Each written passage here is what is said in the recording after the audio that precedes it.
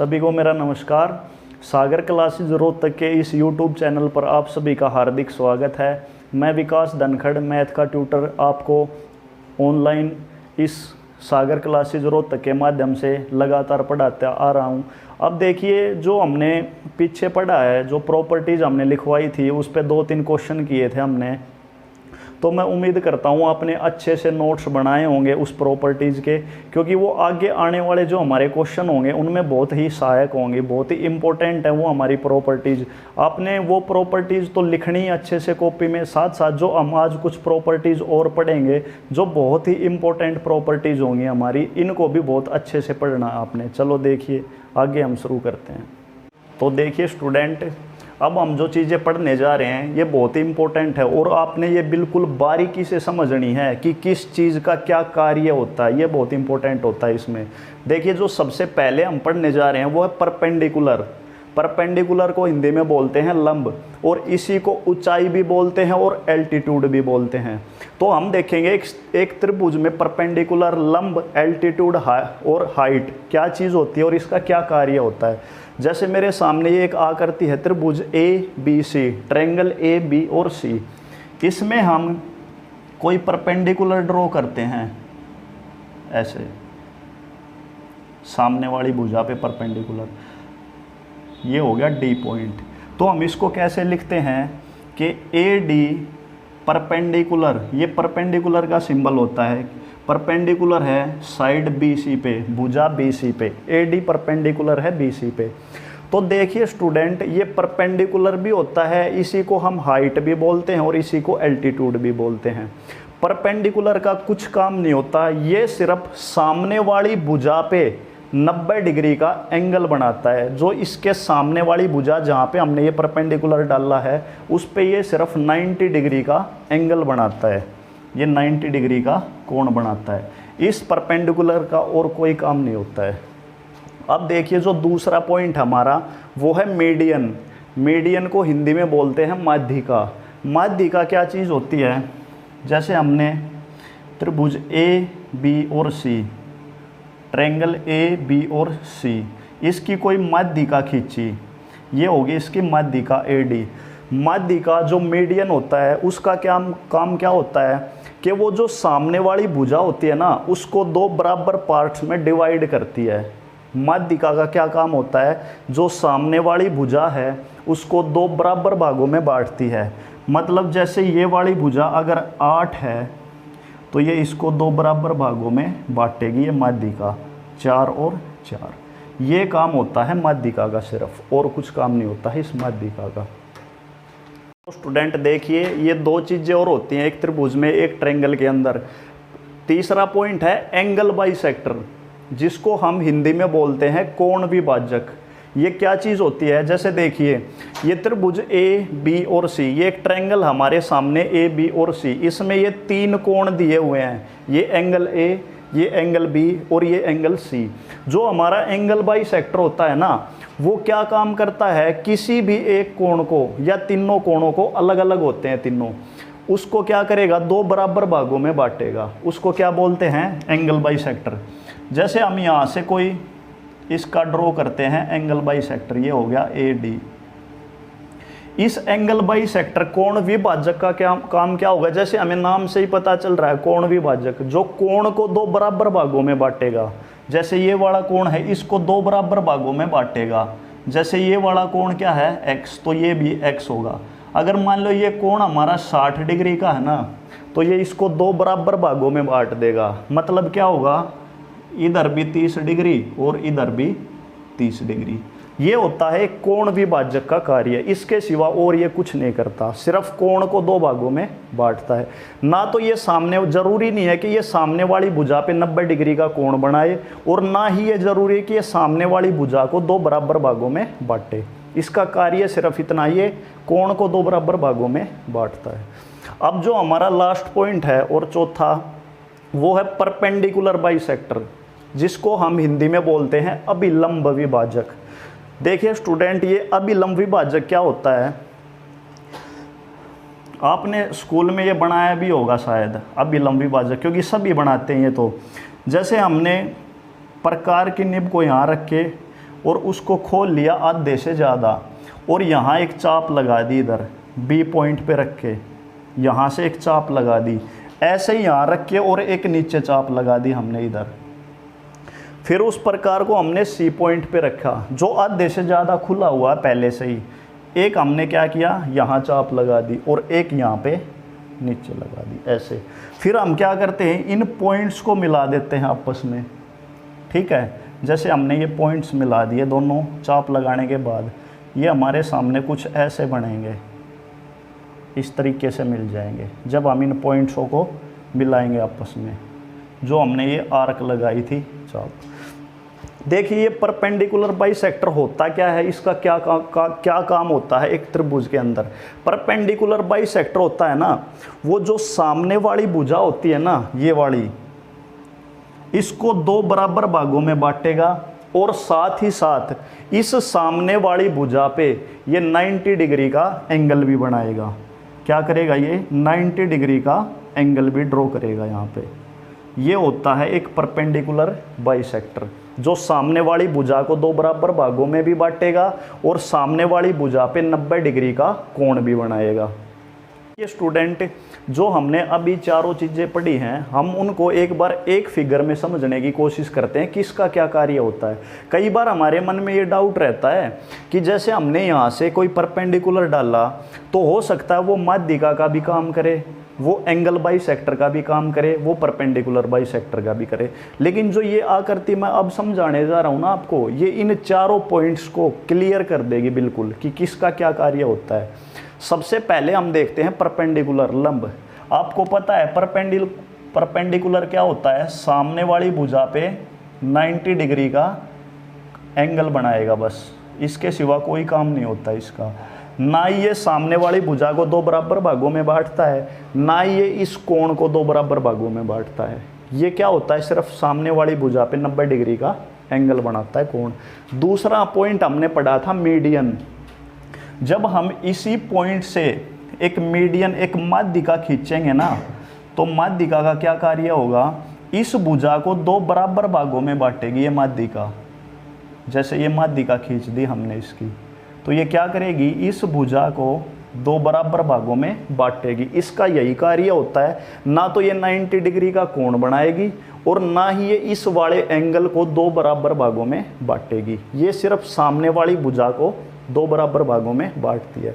तीसरा हमारा है एंगल बाइसेक्टर। एंगल बाइसेक्टर क्या होता है, जैसे यहाँ ये वाला एंगल है, ये जैसे हमने यहाँ से एक इसका एंगल बाइसेक्टर खींच दिया, तो ये इस कोण को दो बराबर भागों में बांटेगा बस। ना तो 90 डिग्री का कोण बनाएगा यहाँ पे और ना ही इस भुजा को दो बराबर भागों में बांटेगा। ये सिर्फ इस कोण को दो बराबर भागों में बांटेगा। हमारा लास्ट पॉइंट क्या है, परपेंडिकुलर बाइसेक्टर। परपेंडिकुलर बाइसेक्टर क्या होता है स्टूडेंट्स, वो इस भुजा को, जो बीसी भुजा है, इसको दो बराबर भागों में भी बांटेगा और इस भुजा पे 90 डिग्री का कोण भी बनाएगा। तो वो बिल्कुल यहाँ से होता हुआ आएगा, ऐसे ए पॉइंट से नहीं आएगा वो कभी भी, क्योंकि अगर हम ए पॉइंट से उसको खींचेंगे तो 90 डिग्री का कोण तो यहाँ बनेगा और ये इस भुजा को दो बराबर भागों में नहीं बांटेगा। तो इसका मतलब ये हो गया, जो परपेंडिकुलर होता है वो परपेंडिकुलर बाइसेक्टर नहीं होता इस त्रिभुज में।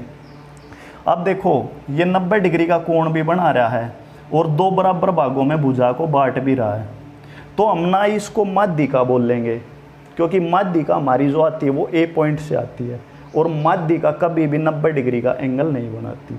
जो परपेंडिकुलर बाइसेक्टर होता है वो सामने वाली भुजा को दो बराबर भागों में भी बांटेगा और उस पर 90 डिग्री का एंगल भी बनाएगा। तो ये डिफरेंस होता है स्टूडेंट इन चारों पॉइंट्स में। देखिए स्टूडेंट, हमने जो पॉइंट पढ़े हैं उनसे आगे हम पढ़ेंगे ट्रायंगल्स, त्रिभुज। इसमें कैसी आकृति होती है, किस किस तरह के ट्रायंगल्स होते हैं, उनमें क्या क्या प्रॉपर्टीज़ होती हैं, ये सभी पढ़ेंगे हम। सबसे पहला जो हम ट्रायंगल पढ़ने जा रहे हैं वो है एक इक्विलेटरल ट्रायंगल, जिसको हिंदी में बोलते हैं समबाहु त्रिभुज। क्या बोलते हैं उसको, समबाहु त्रिभुज, इक्विलेटरल ट्रायंगल, इक्विलेटरल ट्रायंगल।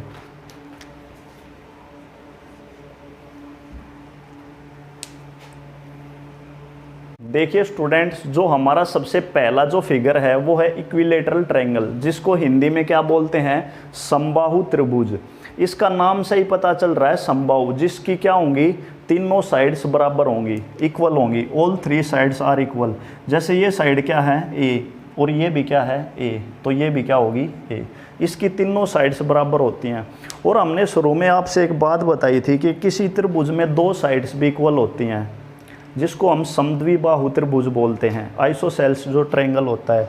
अब देखिए, इसमें अगर तीन साइड बराबर होती है ना, तो इसके तीन एंगल भी बराबर होंगे, तीनों कोण क्या होंगे, इसके बराबर होंगे। जैसे ये कोण कितने का होगा, 60 डिग्री का, और ये भी कितना होगा, 60 डिग्री, और ये भी 60 डिग्री। ये एक इक्विलेटरल ट्रायंगल की सबसे बेसिक जो प्रॉपर्टी होती है वो होती है, इसकी तीनों साइड्स इक्वल होती हैं, और इसके जो तीनों एंगल्स होते हैं ना, वो भी इक्वल होते हैं। अब बात आती है इसके एरिया की, जो क्षेत्रफल होता है, सबसे पहले एरिया।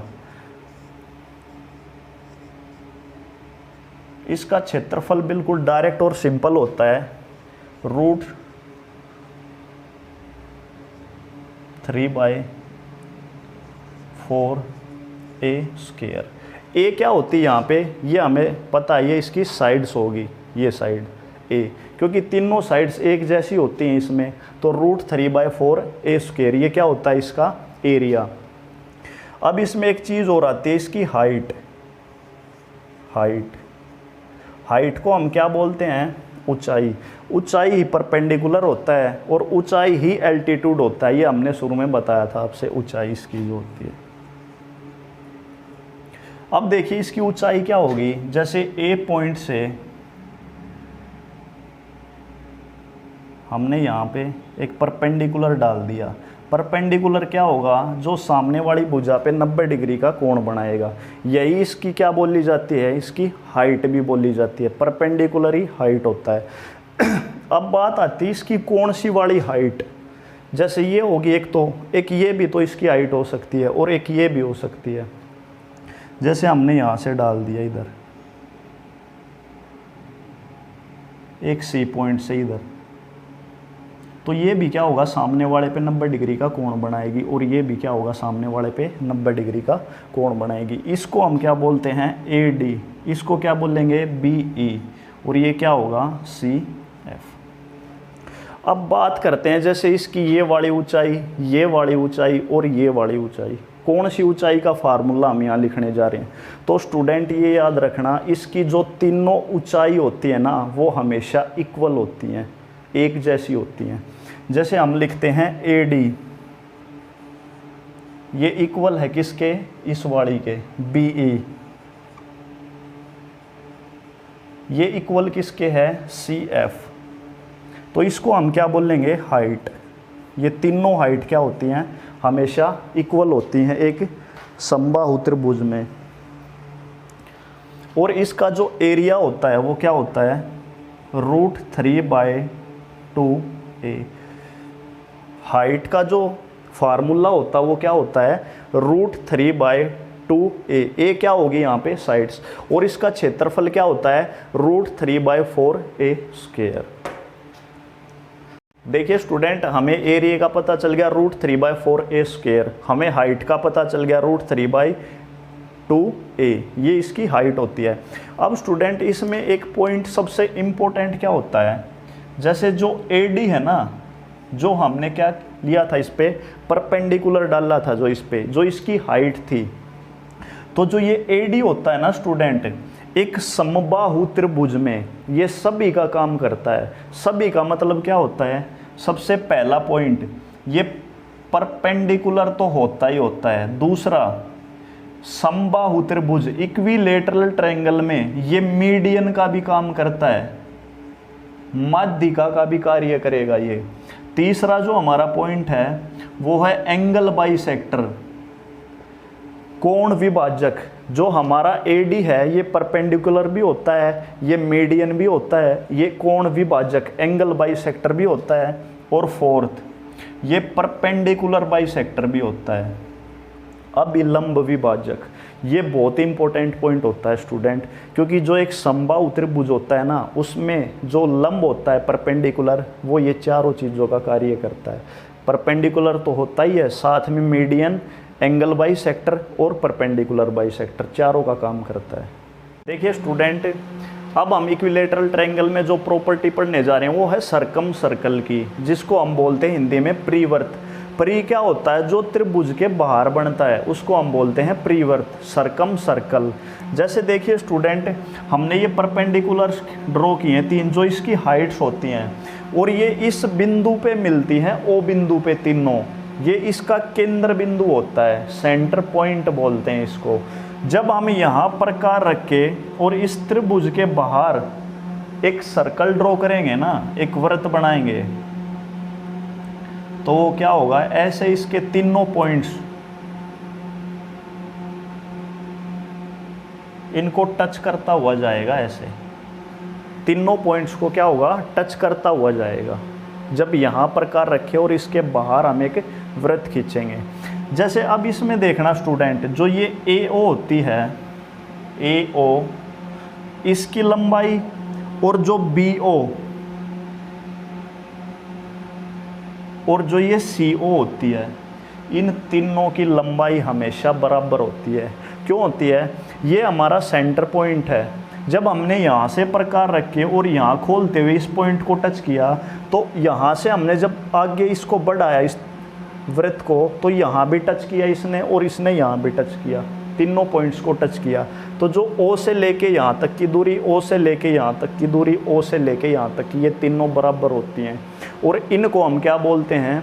इस सरकम सर्कल की क्या बोलेंगे? सरकम रेडियस। ये क्या बोली जाएगी? सरकम रेडियस, जिसको हम हिंदी में बोलते हैं परित्रिज्या। क्या होगी? परित्रिज्या, सरकम रेडियस। कौन सी होती है सरकम रेडियस? ये भी सरकम रेडियस है, ये भी सरकम रेडियस है, और ये भी सरकम रेडियस। ये तीनों इसकी सरकम रेडियस होती हैं। AO बराबर BO बराबर CO। इसका फार्मूला क्या होता है स्टूडेंट? और हम इसको नोट करते हैं, कैपिटल R से डिनोट करेंगे। परित्रिज्या को हमेशा बड़े R, कैपिटल R से डिनोट करते हैं। इसका फार्मूला जो होता है वो होता है A/√3। ये हमने ध्यान रखना है, A/√3। A यहाँ क्या होता है? साइड्स होता है। और स्टूडेंट इसमें एक बात और ध्यान रखनी है हमने, कि जो AO, BO, CO, चाहे कौन सा पॉइंट हमें दे रखा हो, चाहे CO दे रखा हो, AO दे रखा हो या BO, ये तीनों ही इसकी क्या है? परित्रिज्या हैं। और तीनों का ही फार्मूला क्या होगा? A/√3 होगा इस तीनों का फार्मूला। स्टूडेंट, हमने देखा था समबाहु त्रिभुज में, जब हमने एक प्रीवर्त ड्रॉ किया था, इसके बाहर एक सरकम सेंटर, जब हम सरकम सर्कल जब हमने बनाया था, तो उसकी हमने क्या देखा था? ये वाली क्या होती है इसकी? परित्रिज्या। जब बाहर एक सर्कल बनता है, ये होती है परित्रिज्या और ये होती है। अब हम क्या करते हैं? प्रकार को यहीं इस O पॉइंट पे, जो इसका सेंटर पॉइंट होता है जहाँ पे ये तीनों मिलते हैं, यहीं प्रकार को रख के, और अब हम इस पॉइंट तक खोल लेंगे प्रकार को, और इसके अंदर एक ऐसे, जो यहाँ मिलता हुआ ऐसे एक सर्कल ड्रॉ करेंगे। ये कुछ इस टाइप का बनेगा। जब हम इसके अंदर एक सर्कल, इसको क्या बोलते हैं स्टूडेंट? इसको हम बोलते हैं इन सर्कल, अंतःवृत्त ये बोला जाता है, जो त्रिभुज के अंदर बना होता है। जो बाहर बन रहा है उसको हम क्या बोलते थे? सरकम सर्कल, परिवर्त। उसकी परित्रिज्या हमने निकाल ली थी, वो क्या होती थी? A/√3, साइड बटे में √3, वो उसकी परित्रिज्या। अब हम इसमें देखते हैं, इस O पॉइंट से लेके O से E तक, यहाँ से यहाँ तक, यहाँ से F तक और यहाँ से D तक, O से E तक, O से F तक और O से D तक, इन तीनों की लंबाई स्टूडेंट हमेशा बराबर होगी। और इसको हम क्या बोलेंगे? इन रेडियस। ये क्या बोली जाएगी? इन रेडियस, जिसको हम छोटे कैपिटल आर से डिनोट करेंगे, इसको क्या बोलेंगे? इन रेडियस। अंतः त्रिज्या ये बोली जाएगी, अंतः त्रिज्या। इसका फार्मूला क्या होता है स्टूडेंट्स? इसका फार्मूला होता है a/2√3। परित्रिज्या का फार्मूला क्या होता था? a/√3। और जो अंतः त्रिज्या होती है उसका फार्मूला क्या होगा? a/2√3 होगा इसका अंतः त्रिज्या का फार्मूला। देखिए स्टूडेंट, समबाहु त्रिभुज इक्विलेटरल ट्रायंगल में हमारा एक लास्ट पॉइंट रह गया बस। इन तीनों की हम रेशो देखते हैं। ये एक रेशो होती है हाइट की भी, सरकम रेडियस की भी और इन रेडियस, ऊंचाई की, परित्रिज्या की और अंतः त्रिज्या। हाइट का हमें पता है क्या होती है? h√3/2a। आर से किसको डिनोट करते थे? सरकम रेडियस को। परित्रिज्या जो होती है a/√3। और स्मॉल आर से किसको करते थे? a/2√3। a/2√3। अब इनका कुछ रेशो होता है स्टूडेंट, ये बहुत इंपॉर्टेंट होता है। ये देखिए कैसे, अब है ना, हम इन तीनों को √3 से गुणा कर देते हैं एक बार। जैसे इसको भी √3 से गुणा कर दिया, इसको भी √3 से गुणा कर दिया और इसको भी √3 से गुणा कर दिया। जब हमने इस √3 से इसको गुणा किया, देखो a तो कांस्टेंट है सभी में, ये तो आपस में कट ही जाएगा। इस √3 से ये √3 कट जाएगा, इधर क्या बचेगा? 1। इस √3 से ये वाला √3 कट जाएगा, इधर क्या बचेगा? 1/2। इस √3 की और इस √3 की जब हम आपस में गुणा करेंगे ना स्टूडेंट, तो ये क्या हो जाएगा? 3/2। क्योंकि देखिए स्टूडेंट, जब मैं √3 गुणा में √3 ये करता हूँ ना, जब इन दोनों की हम गुणा करेंगे ना, तो ये 3 ही होता है। क्या होता है स्टूडेंट? ये हमेशा 3 ही होता है, ये हमने ध्यान रखना है। अब देखिए यहाँ से हमें क्या मिल गया? ये 1/2। अब हम क्या करते हैं स्टूडेंट्स, इनकी 2 से गुणा कर देते हैं। अब यहाँ भी 2 से गुणा, यहाँ भी 2 से गुणा और यहाँ भी 2 से गुणा। इस 2 से ये 2 कट जाएगा, तो यहाँ क्या बचेगा? 3। इस 2 से इस 1 की गुणा हो जाएगी, तो ये क्या हो जाएगा? 2। यहाँ क्या होगा? इस 2 से ये 2 कट जाएगा, तो ये क्या बचेगा? 1। ये रेशो निकल के आता है स्टूडेंट ऊंचाई का, इस बड़ी जो सरकम रेडियस होती है उसका, और जो इन रेडियस होती है। अब देखो क्वेश्चन पेपर में कई बार डायरेक्ट आ जाता है इस पे। ये रेशो किसका है? सरकम रेडियस और इन रेडियस। तो हमने हमेशा ये ध्यान रखना है कि जो सरकम रेडियस होती है ना, वो इन रेडियस की डबल होती है, 2 गुणी। या हम ये कह सकते हैं कि जो इन रेडियस होती है वो सरकम रेडियस की आधी होती है। स्टूडेंट ये बात ध्यान रखना, ये बहुत ही इम्पोर्टेंट पॉइंट है हमारा इक्विलेटरल ट्रायंगल्स में। देखिए स्टूडेंट, अपना जो अगला फिगर है वो है समबाहु त्रिभुज, जिसको हम इंग्लिश में बोलते हैं आइसोसेलेस ट्रायंगल। देखो जैसे नाम से ही पता चल रहा है, समद्विबाहु, जिसकी 2 साइड्स बराबर होंगी, जिसकी 2 भुजाएं बराबर होंगी।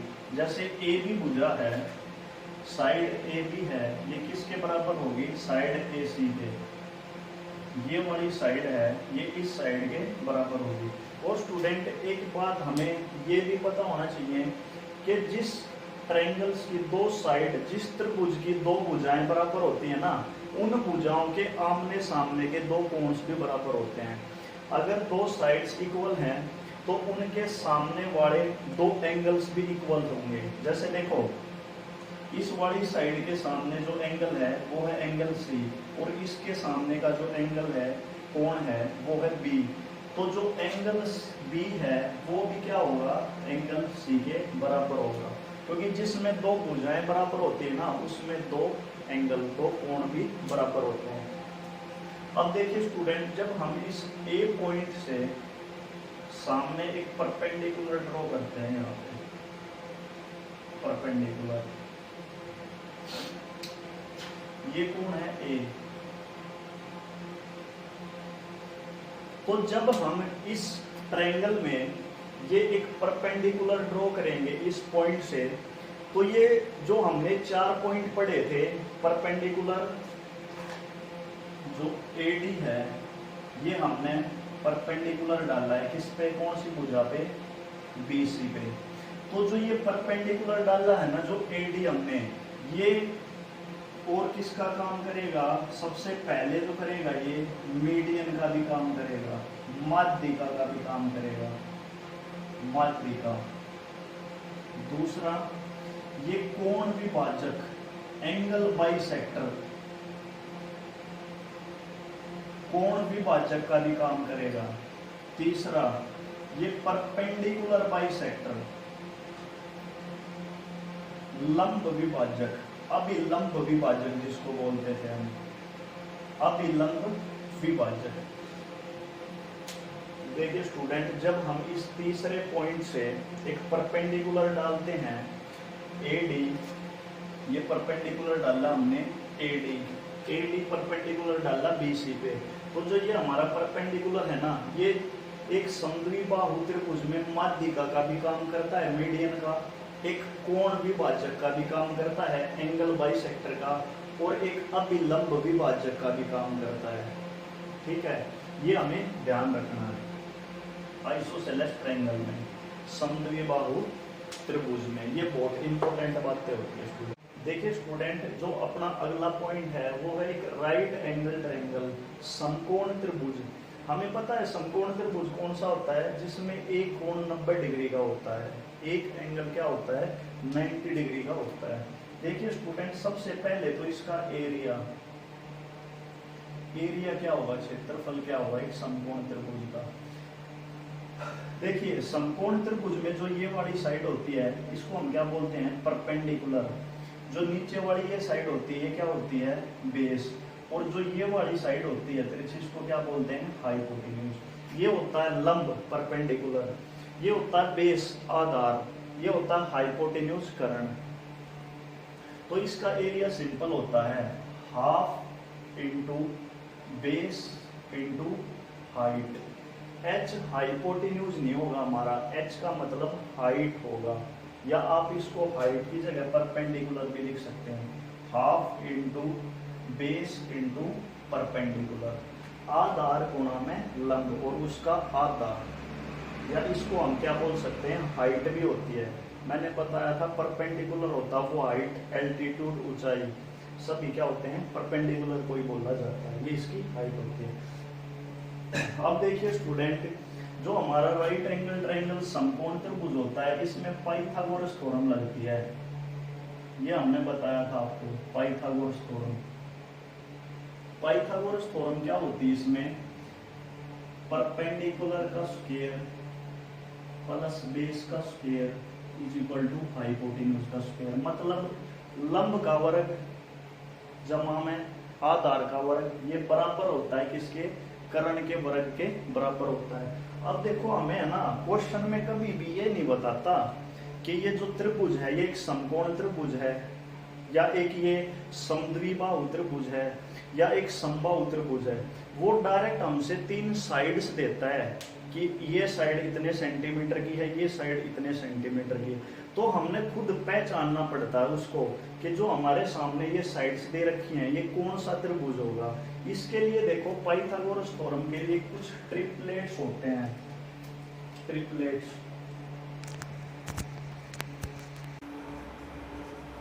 बस ये हमें याद रखने हैं कुछ ट्रिपलेट्स। इससे हमें है ना डायरेक्ट ये पता चल जाएगा कि जो हमारे सामने ये त्रिभुज दिया है इसने, ये कौन से वाला त्रिभुज दे रखा है, क्या ये एक समबाहु त्रिभुज है या समद्विबाहु है या एक समकोण त्रिभुज है। देखिए वो कुछ ट्रिपलेट्स क्या होते हैं हमारे। सबसे पहला जो है 3, 4 और 5। जब एक क्वेश्चन में 3, 4 और 5 ये साइड्स दे रखी हो ना स्टूडेंट, तो हमने साइड्स देखते ही समझ जाना है कि ये कैसा त्रिभुज दे रखा है उसने, समकोण त्रिभुज दे रखा है। और देखो जो ये बड़ी साइड होती है ना, ये हमेशा हाइपोटेन्यूज होता है, ये ध्यान रखना। बड़ी साइड क्या होगी, हाइपोटेन्यूज। ये बेस और परपेंडिकुलर कुछ भी हो सकता है, लेकिन बड़ी साइड क्या होगी, हमेशा हाइपोटेन्यूज। जो हमारा दूसरा है वो है 6, 8 और 10। जो हमारा तीसरा पॉइंट है वो है 9, 12 और 15, ये कुछ ट्रिपलेट्स होते हैं स्टूडेंट जो मैं आपके सामने लिख रहा हूँ। 7, 24, 25।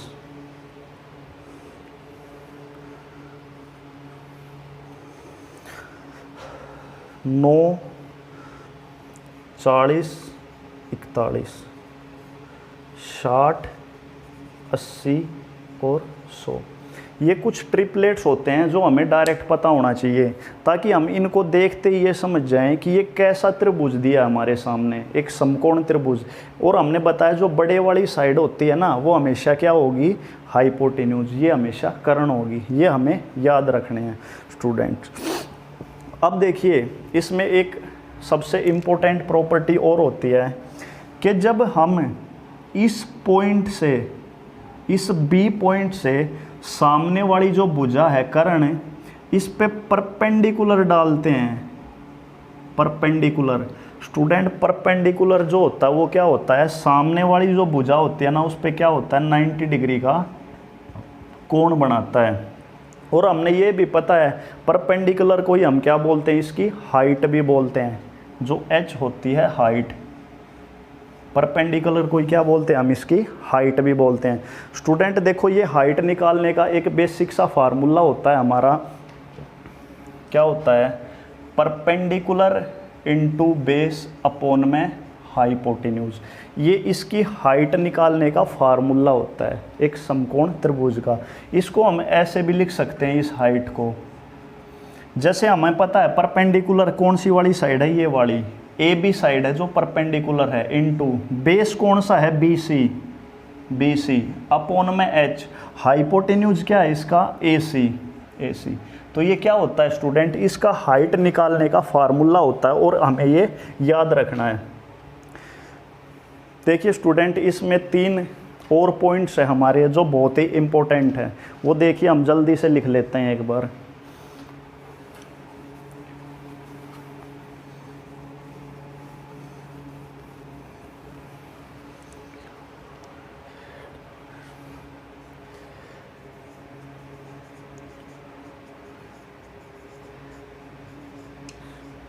जो ए बी साइड है हमारी, ये वाली साइड है जिसको हम परपेंडिकुलर बोलते हैं, जब हम इसका वर्ग करेंगे ना स्टूडेंट, तो ये किसके बराबर होगा हमारा, एडी क्या है इसमें, एडी कहीं नज़र आ रहा आपको, एडी नहीं। देखो जहाँ से हमने ये परपेंडिकुलर डाला था ना, ये वाला पॉइंट, ये होता है इसमें डी पॉइंट, क्या होता है, डी, ये होता है एडी और इनटू AC। जब हम इस भुजा का स्क्वायर करेंगे ना स्टूडेंट, तो वो इसके और इस पूरी भुजा के मल्टीप्लाई के बराबर होगा। AB का स्क्वायर किसके बराबर होगा, AD इंटू AC।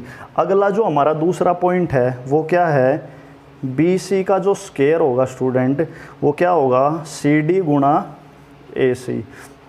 तीसरा पॉइंट क्या है इसमें, BD का जो स्क्वायर होगा हमारा वो बराबर होगा AD गुणा में CD। ये 3 मुख्य पॉइंट होते हैं स्टूडेंट जो हमें याद रखने हैं इसमें। AB का स्क्वायर बराबर किसके, AD गुणा AC। BC का स्क्वायर किसके बराबर होगा, CD गुणा AC। जो BD का स्क्वायर होगा वो किसके बराबर होगा, AD गुणा CD।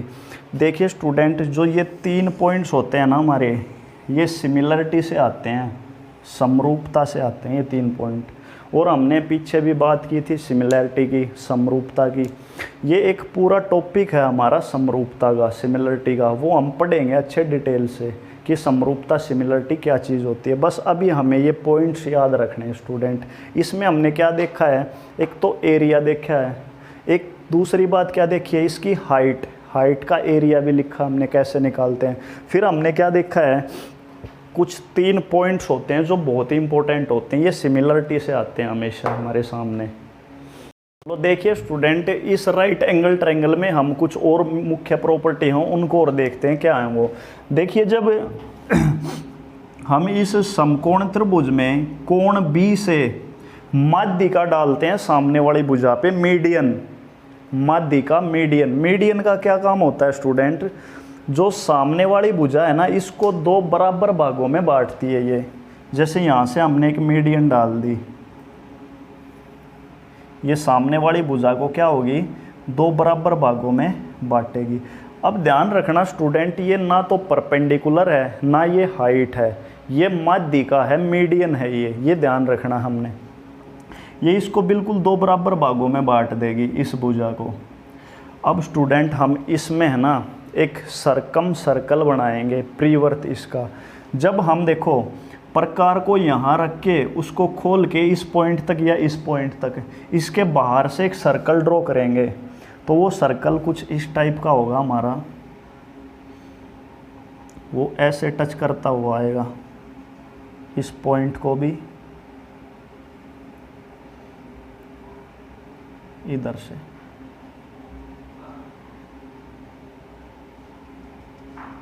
ऐसे टच करता हुआ जाएगा हमारा। जब हम इस पॉइंट पे प्रकार रख के उसको यहाँ तक या यहाँ तक खोल के एक सर्कल ड्रॉ करेंगे, तो वो इस पॉइंट को भी, इस पॉइंट को भी और इस पॉइंट को भी टच करता हुआ जाएगा। और हमें पता है स्टूडेंट ये क्या होता है, ये परपेंडिकुलर होता है, ये क्या होता है हमारा बेस, और ये क्या होता है हाइपोटेन्यूज। अब देखो स्टूडेंट, जब हमने ये माध्यिका डाली इस पॉइंट से और इस वाली साइड पे हमने एक माध्यिका डाली, तो माध्यिका का क्या काम होता है, वो सामने वाली भुजा को दो बराबर भागों में बांटती है। तो इसका मतलब क्या होगा स्टूडेंट, जो H है ना ये दो पार्ट्स में डिवाइड हो जाएगा, दो बराबर पार्ट्स में डिवाइड हो जाएगा, H/2 H/2। अब स्टूडेंट एक बात नोट की होगी आपने यहाँ से कि जब हमने यहाँ पे प्रकार रखे और ऐसे एक त्रिभुज खींचा है, तो जो AC है ये क्या बना, ये इसका व्यास बना, जिसको हम क्या बोलते हैं डायामीटर। तो हम इसको क्या लिखते हैं डायामीटर। क्या है AC, AC क्या है व्यास। अब देखो स्टूडेंट, जो माध्यिका है वो व्यास को दो बराबर भागों में बांट रही है, माध्यिका है वो व्यास को दो बराबर भागों में बांट रही है, तो इसको हम क्या बोल लेंगे, जब व्यास को हम दो बराबर भागों में बांटते हैं तो उसको क्या बोलते हैं त्रिज्या बोलते हैं, रेडियस। जब हम व्यास का आधा करते हैं इसको दो बराबर भागों में बांटती है। और ये कैसी रेडियस होगी स्टूडेंट, कैसी रेडियस है ये, क्योंकि जो हमारा जो सर्कल बना वो बाहर बना हुआ है, तो इसको हम क्या बोलेंगे प्री त्रिज्या, सर्कम रेडियस। और इसको हम किससे डिनोट करते हैं स्टूडेंट, कैपिटल R से, कैपिटल R से। अब हमने एक बात देखी, जब हमने इस पॉइंट पे प्रकार रखे और यहाँ से घुमाया तो इस पॉइंट को भी टच कर रहा है और इसको भी, और वो साथ में इस वाले पॉइंट को भी टच कर रहा है। तो इसका मतलब क्या होगा, जो ये माध्यिका होगी ना ये क्या होगी हाइपोटेन्यूज, कर्ण की आधी होगी। जो माध्यिका होगी हमारी ये कर्ण की आधी होगी। अगर ये कर्ण की आधी है तो इसको हम रेडियस भी बोल लेंगे। क्या बोल लेंगे इसको रेडियस, क्योंकि कर्ण का आधा ये भी है और ये क्या है हमारी रेडियस। तो ये भी हमारी क्या होगी स्टूडेंट यहाँ से प्री त्रिज्या, जिसको सर्कम रेडियस बोलते हैं। ये बहुत ही इम्पोर्टेंट चीज़ होती है स्टूडेंट। देखो डिफरेंस इतना है, जो पिछली हमने से पढ़ी थी उसमें हमने परपेंडिकुलर डाला था स्टूडेंट, परपेंडिकुलर वो हाइट होती है, इसमें हमने माध्यिका डाली है। ये माध्यिका इसको लिख लो, चाहे BD लिख लो, BD ये क्या है इसकी मीडियन, माध्यिका है, माध्यिका। देखिए स्टूडेंट मैं इसमें आपको कुछ पॉइंट्स लिखवाता हूँ जो बहुत ही इम्पोर्टेंट होते हैं, ठीक है। देखिए सबसे पहला तो जो हमारा पॉइंट होता है ना, हमें ये ध्यान रखना है कि एक व्यास द्वारा, डायामीटर जो होता है उसके द्वारा अर्धवृत्त पर बना जो कोण होता है ना, जो अर्धवृत्त पे कोण बनता है वो हमेशा 90 डिग्री का बनता है। एक व्यास द्वारा जो अर्धवृत्त पे कोण बनता है वो हमेशा, सेमी सर्कल पे जो कोण बनता है वो हमेशा 90 डिग्री का। जैसे स्टूडेंट हम यहाँ देखते हैं एक अलग से एक फिगर बना के, जैसे ये एक सर्कल है और ये इसका डायामीटर है, इसका डायामीटर। अब ये क्या कहता है, अगर मान लो मैं यहाँ से इसकी जो सरकमफ्रेंस जो परिधि होती है, इस परिधि को ऐसे मिलाऊंगा, चाहे वो यहाँ मिले, चाहे ये पॉइंट्स यहाँ मिलते हों, चाहे ये पॉइंट्स यहाँ मिलते हों, इसका मतलब ये होता है कि जो डायामीटर होता है ना, डायामीटर द्वारा सरकमफ्रेंस पर बनाया गया कोण हमेशा 90 डिग्री का बनेगा, क्योंकि ये भी 90 डिग्री का होगा, ये भी 90 डिग्री का, और ये भी। अर्ध व्यास द्वारा अर्धवर्त पर बना हुआ कोण हमेशा 90 डिग्री का होगा। जो ये वाला कोण बना हुआ ये 90 डिग्री का, क्योंकि ये व्यास द्वारा बनाया गया है, डायामीटर द्वारा बनाया गया। और स्टूडेंट इसमें एक बात और ध्यान रखना कि इसकी जो माध्यिका होती है, माध्यिका वो हमेशा कर्ण की आधी होती है। माध्यिका की लंबाई कितनी होगी, हमेशा जो डायामीटर होता है ना कर्ण, इसकी आधी होती है क्या, माध्यिका की लंबाई। जो माध्यिका होती है वो कर्ण की क्या होती है, आधी। और इसको हम क्या बोलते हैं, सरकम रेडियस भी बोलते हैं स्टूडेंट। ये बात हमने ध्यान रखनी है, बहुत इंपॉर्टेंट है ये। देखिए स्टूडेंट, जो हमारा अगला फिगर है वो है एक स्केलन। स्केलन क्या होता है, विषमबाहु त्रिभुज। नाम से ही पता चल रहा है विषमबाहु, जिसकी तीनों साइड क्या होंगी, अनइक्वल, जो बराबर नहीं होंगी। जैसे ये वाली साइड क्या है, ए, ये क्या होगी, बी, और ये क्या होगी, सी। अब स्टूडेंट ये ध्यान रखना, किसी त्रिभुज में अगर तीनों साइड बराबर नहीं है ना, तो जो तीनों कोण होते हैं ना वो भी हमारे क्या होंगे, बराबर नहीं हो सकते कभी भी। तीनों साइड अलग हैं तो तीनों कोण भी क्या होंगे, अलग। जैसे ये ए डिग्री मान लिया हमने, ये बी डिग्री मान लिया, और ये सी डिग्री। तीनों साइड बराबर नहीं है तो तीनों कोण भी बराबर नहीं होंगे। इसका सबसे इम्पोर्टेंट चीज़ जो होती है ना वो एरिया होता है, क्षेत्रफल, एरिया। इसका क्षेत्रफल क्या होता है, हीरोज फार्मूला पढ़ा होगा हमने, चलो नहीं पढ़ा तो देखो। हीरोज फार्मूला क्या कहता है, S इंटू एस माइनस ए, S माइनस बी और S माइनस सी। ये S क्या होता है स्टूडेंट, ये होता है सेमी पेरीमीटर, जिसको हम क्या बोलते हैं, अर्ध परिमाप। इसको क्या बोलते हैं, सेमी पेरीमीटर,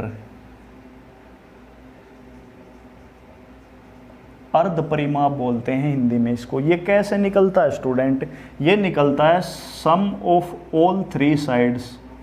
जब हम तीनों साइड्स को जोड़ेंगे और उसका आधा कर देंगे तो क्या निकल के आ जाएगा हमारे सामने, सेमी पेरीमीटर, अर्ध परिमाप।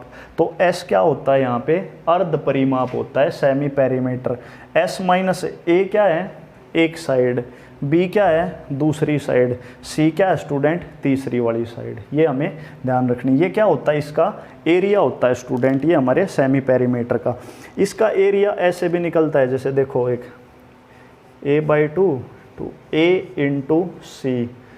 ये A इंटू सी क्या है स्टूडेंट, ये वाली साइड गुणा में ये वाली साइड, सॉरी ये वाली साइड गुणा में ये वाली साइड, A गुणा में C। तो जो हमारा एंगल होगा ना, अब ये वाला होगा, इसको हम क्या लिखेंगे, साइन B डिग्री। ये वाली साइड गुणा में ये वाली साइड गुणा में ये वाला एंगल, साइन। अब जो दूसरा होता है A/2, अब हम क्या करते हैं, A गुणा B कर देते हैं, A गुणा B। अगर हमने ये दो साइड ली है ना स्टूडेंट, तो हम कोण भी ये वाला लेंगे, एंगल भी ये वाला, sine A degree, sine A degree. A की वैल्यू कुछ भी हो सकती है स्टूडेंट, 30 भी हो सकती है, 60 भी हो सकती है यहाँ पे। अब हम क्या करते हैं, ये वाली साइड लेते हैं, B और C वाली, half into B into C गुणा में एंगल कौन सा होगा, जो इन दो साइड्स के बीच वाला एंगल है ना, ये वाला एंगल, साइन C डिग्री। ये स्टूडेंट आपने याद रखनी है, बहुत ही इम्पोर्टेंट चीज़ होती है। इनसे भी इसका एरिया निकल सकता है और हीरोज फार्मूले से भी हमारा एरिया निकल सकता है।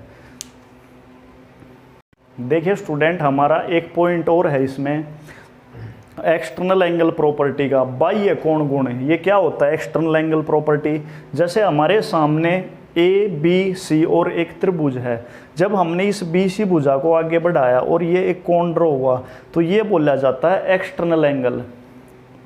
जैसे मैं लिखता हूँ ट्रायंगल ABC, इसका एक्सटर्नल एंगल अगर हमसे पूछेगा, मान लो हमने इसको एक पॉइंट का नाम दे दिया D, तो हम कहेंगे जो त्रिभुज ए बी सी है ना, ए बी और सी, इसका एक्सटर्नल एंगल कौन सा होगा स्टूडेंट, ये वाला जो ये कोण है, इसको हम क्या बोलेंगे, एंगल ए सी और डी, ये इसका एक्सटर्नल एंगल है, बाह्य कोण ये वाला। अब देखो स्टूडेंट, जैसे हमने इसकी वैल्यू मान ली, ये है 40 डिग्री का, ये है 60 डिग्री का, तो ये एक्सटर्नल एंगल होगा, ये हमारा कितने डिग्री का होगा। देखो स्टूडेंट, हमें पता होगा कि जो एक स्ट्रेट लाइन होती है ऐसे, ये कितने डिग्री की होती है, हमेशा 180 डिग्री की होती है स्ट्रेट लाइन। और हमें ये भी अच्छे से पता है कि जो एक त्रिभुज होता है उसके तीनों कोणों का जोड़ कितना होता है, 180 डिग्री होता है। उसमें से 40 और 60 कितना हो गया, 100 तो ये हो गया हमारा, तो ये वाला कितना बच गया, 80 डिग्री बच गया। तो हम यहाँ लिख देते हैं 80 डिग्री। तो हमें पता है ये एक स्ट्रेट लाइन है पूरी, तो ये 80 है, तो ये इधर कितना बच गया, 100 डिग्री का बच गया। यही होता है एक्सटर्नल एंगल। लेकिन हमने है ना इतना कुछ करना नहीं होता, बस हमें डायरेक्ट ये याद रखना है कि जो एक्सटर्नल एंगल होता है ना, वो अंतः दो विमुख कोणों के जोड़ के बराबर होता है। अंतः दो विमुख कोण, विमुख मतलब इसके जो अपोजिट इधर वाले एंगल हैं उनके जोड़ के बराबर होता है ये हमेशा, क्योंकि इन दोनों का जोड़ कितना होगा, 60 डिग्री, दोनों का जोड़ कितना होगा, 100 डिग्री, और हमारा एक्सटर्नल एंगल भी कितना है, 100 डिग्री। तो जो एक्सटर्नल एंगल होता है ना, अंतः दो विमुख कोणों के जोड़ के बराबर होता है। Internally opposite angle, external angle is equal to sum of internally opposite angles, जो दो ये कोण होंगे इनके जोड़ के बराबर होता है। ये होता है हमारा एक्सटर्नल एंगल। एक सिंपल सी प्रॉपर्टी और समझते हैं हम यहाँ से। जैसे हमारे सामने एक त्रिभुज है, ये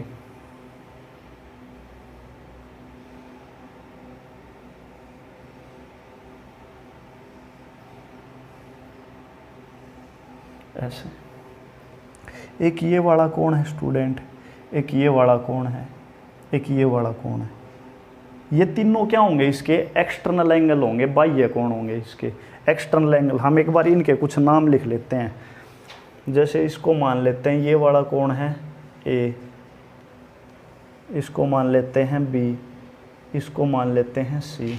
जो अंतर वाले इंटरनल जो एंगल हैं, इस बार वाले को मान लेते हैं वाई, इसको मान लेते हैं एक्स, और इसको मान लेते हैं जेड। तो अब जब हमें ये y निकालना हो ना स्टूडेंट, क्योंकि ये एक्सटर्नल एंगल है इस पूरे त्रिभुज का, तो जो y की वैल्यू होगी ना स्टूडेंट, ये याद रखना, ये कैसे निकल के आएगी, अंतः दो विमुख कोणों के जोड़ के बराबर होती है। इसके दो विमुख कोण कौन से होंगे, b और c। तो y बराबर होगा b degree plus c degree.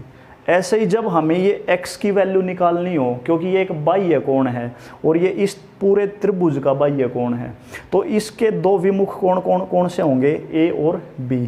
तो जो x होगा वो क्या होगा, a प्लस b, ये दो विमुख कोण। ऐसे ही जब हमने z निकालना हो, क्योंकि ये भी एक्सटर्नल एंगल है z, तो इसका जोड़ किसके बराबर होगा, अंतः दो विमुख कोणों के जोड़ के बराबर, इसके और इसके बराबर। तो z क्या होगा, a प्लस सी।